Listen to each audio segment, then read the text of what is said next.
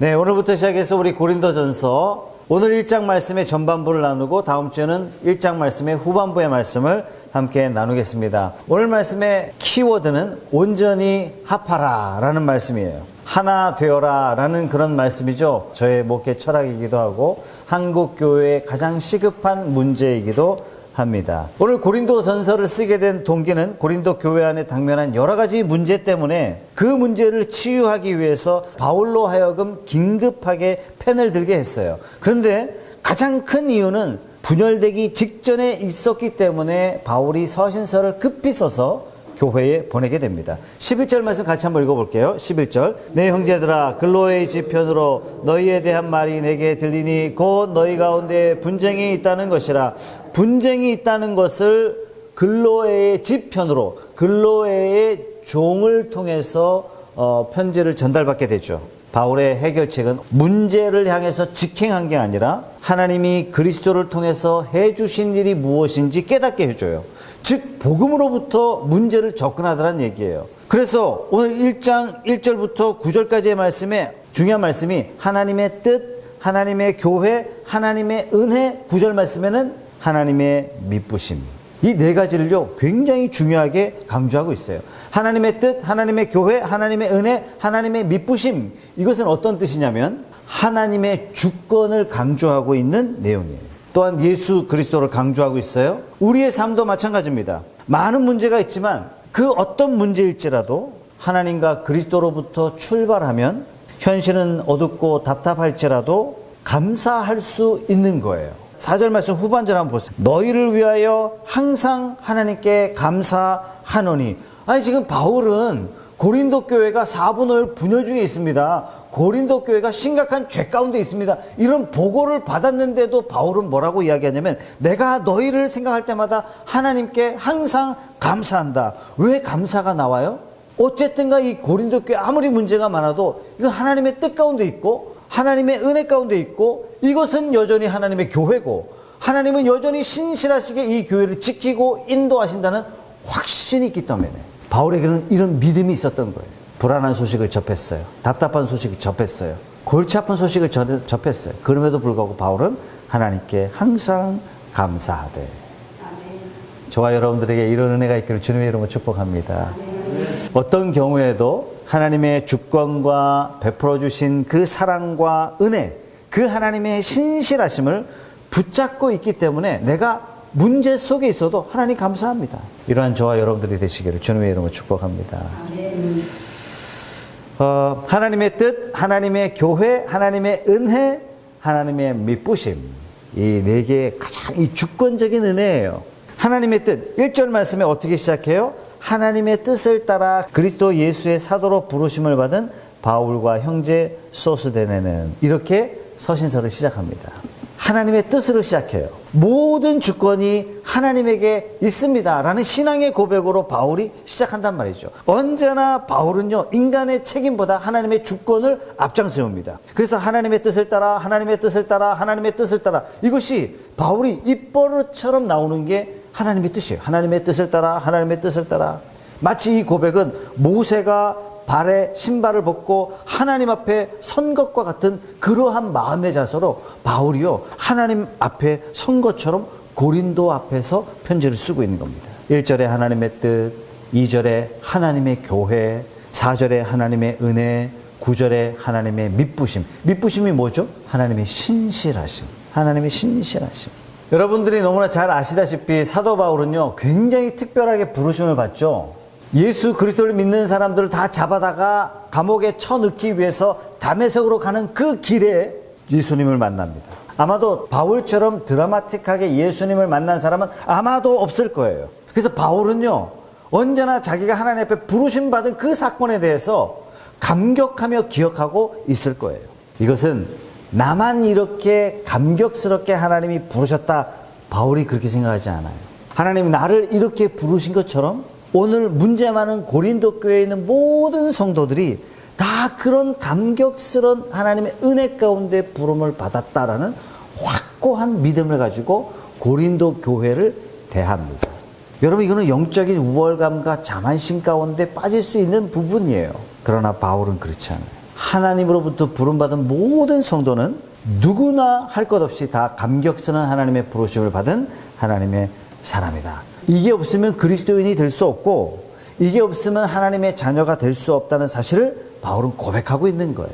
2절 말씀 보니까 고린도에 있는 하나님의 교회, 이 고린도 교회를 어떻게 표현해요? 고린도에 있는 하나님의 교회, 교회를 헬라어로 뭐라고 표현하냐면 에클레시아, 에크가 나오다예요. 세상으로부터 부름받아 나온 자들, 이것이 바로 교회예요. 저와 여러분들은 하나님의 교회인 줄로 믿습니다.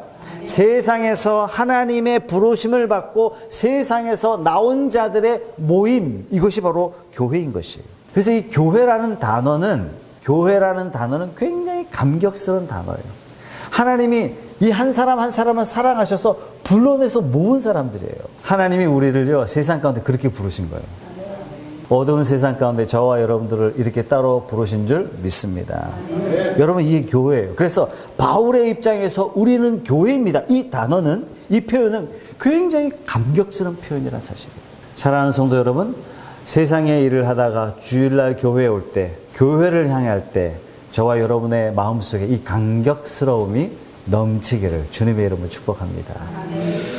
2절 말씀에 거룩하여지고 성도라 부르심을 받은 자들, 이게 뭐죠? 구별된 자들, 이게 뭐죠?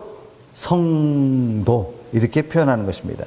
고린도의 복음이 전해지자 구별됨이 시작됐어요. 사랑하는 성도 여러분, 프론스 교회에서 복음이 막 전파되자 세상에서 이 교회에 잠깐 들렀던 사람들 마음속에 구별됨이 이루어지는 거예요. 성도됨이 이루어지는 겁니다.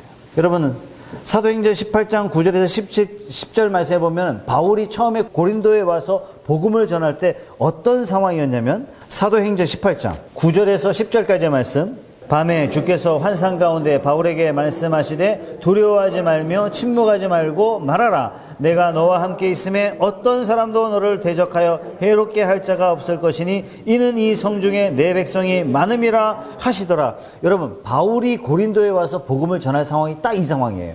오늘 지금 이 상황이 바로 고린도입니다. 환상 가운데 하나님께서 바울에게 말씀하시는데 두려워하지 말라. 이 말은 뭡니까? 바울이 극심한 두려움 가운데 빠져 있다는 얘기예요.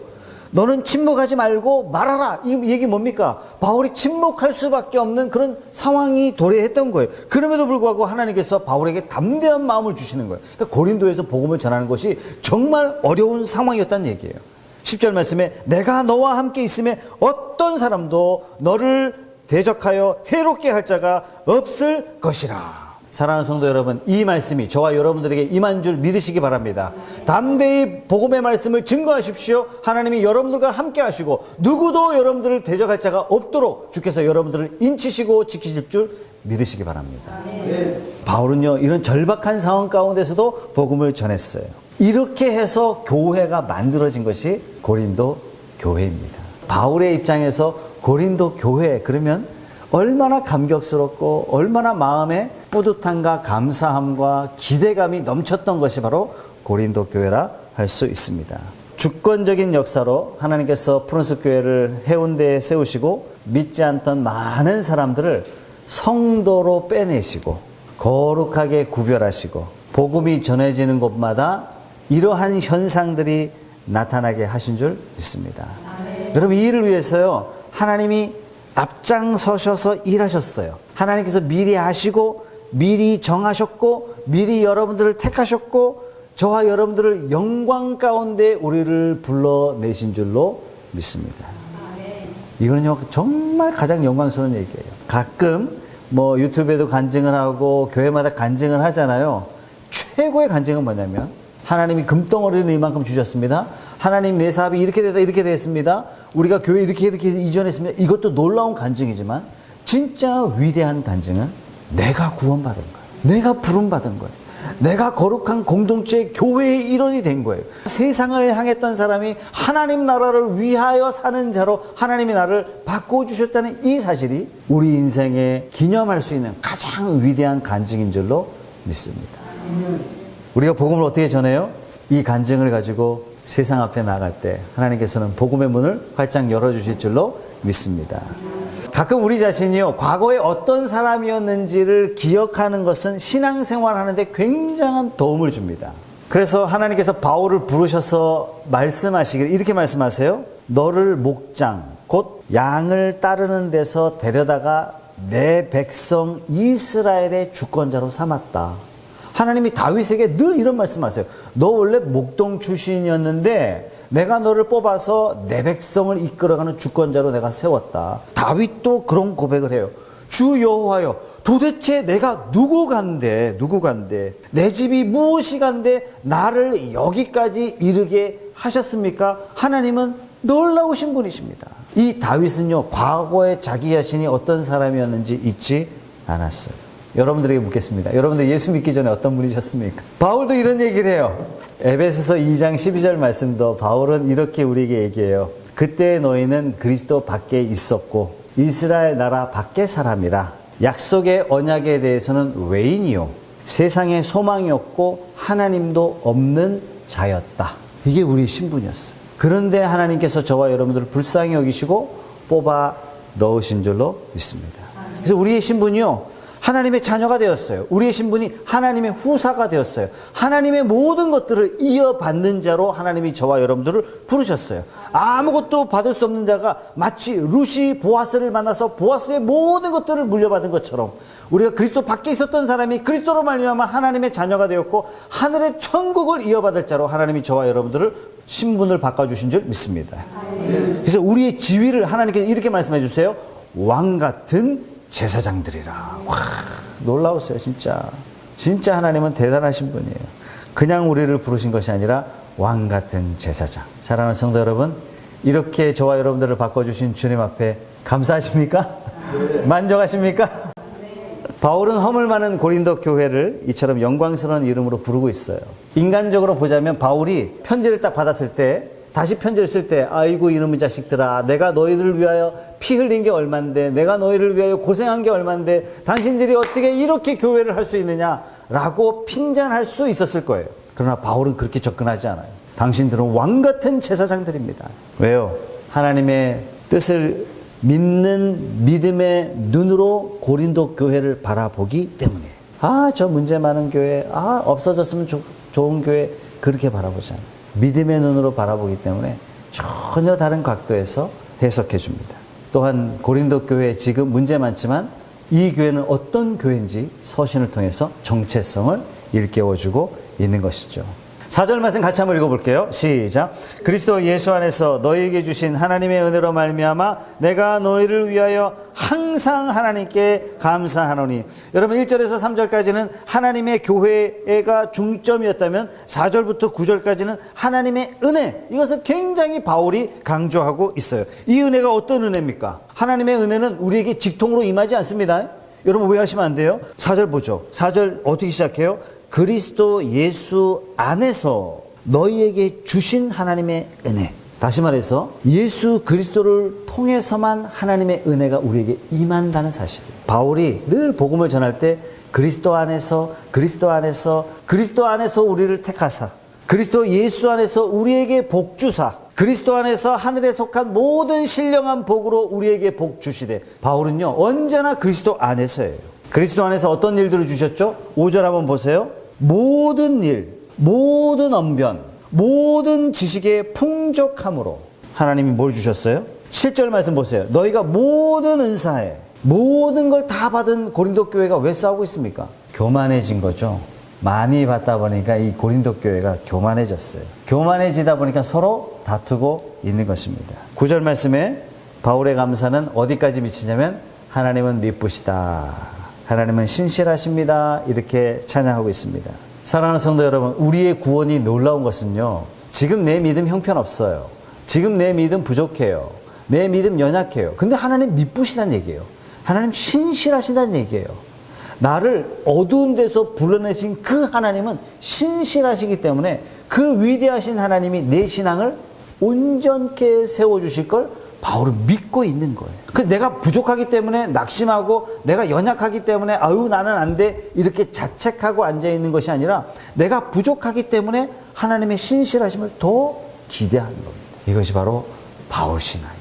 이러한 시각으로 보니까 고린도 교회는 비록 부족하지만 하나님께서 끝까지 견고하게 해 주실 것을 믿기 때문에 하나님은 미쁘시다 하나님은 신실하시다. 오히려 이렇게 고백하는 것입니다. 자, 그렇다면 하나님의 뜻, 하나님의 교회, 하나님의 은혜, 하나님의 미쁘심을 깨닫고 확신하는 사람들에게는 어떤 상황이 와도 감사할 수 있는 것입니다. 사랑하는 여러분, 저와 여러분의 입술에 늘 감사가 끊이지 않는 감사의 사람들이 다 되시기를 주님의 이름으로 축복합니다. 아멘. 감사합니다. 11절 말씀해 보니까 근로의 지편으로 근로의 형제의 종을 통해서 받은 편지의 내용을 보고 바울이 이 교회가 분쟁에 휩싸였구나 라는 것을 깨닫게 됩니다.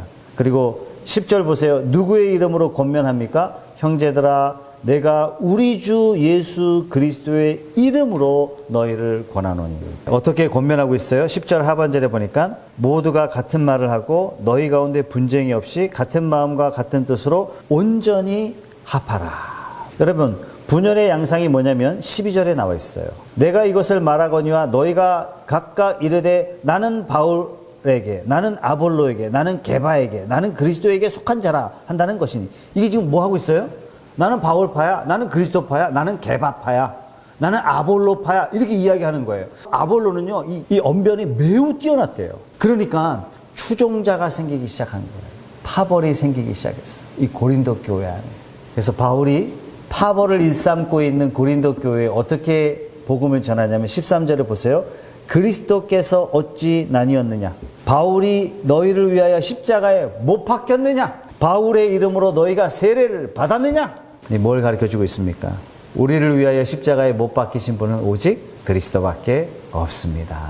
우리가 그리스도의 형제라면 모두가 다 한 사람이 되어야 됩니다. 하나가 되어야 됩니다. 여러분, 왜 이들이 싸우고 있어요? 그리스도 중심으로 있어야 되는데 그들이 사람 중심으로 가기 때문에 이들이 분열하고 있는 거예요.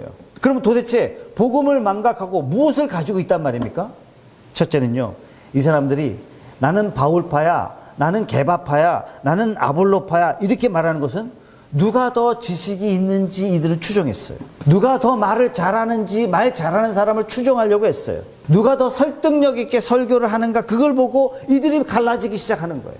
또 하나는 13절 말씀에 나는 아볼로한테 세례받았어. 야, 아볼로한테 세례받은 사람 다 모여. 야, 우리는 게바한테, 베드로한테 세례받은 사람이잖아.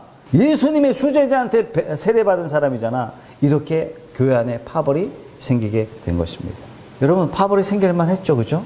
17절 마지막에 보니까 오직 복음을 전하게 하려 하심이로되 말의 지혜로 하지 아니함은 그리스도의 십자가가 헛되지 않게 하려 함이라. 그럼 복음을 전할 때 어떻게 해요? 말의 지혜로 했대요. 말의 지혜. 여기서의 말의 지혜는 뭐냐면 복음의 능력과 성령의 능력을 의지한 것이 아니라 사람들이 어떤 말을 더 좋아하는지에 민감해서 사람의 말의 지혜를 따라서 설교했다는 얘기예요. 근데 말의 지혜, 말의 설득력으로 하는 것은 어떤 거라고요? 이것은 그리스도의 십자가를 헛되게 하는 것이라.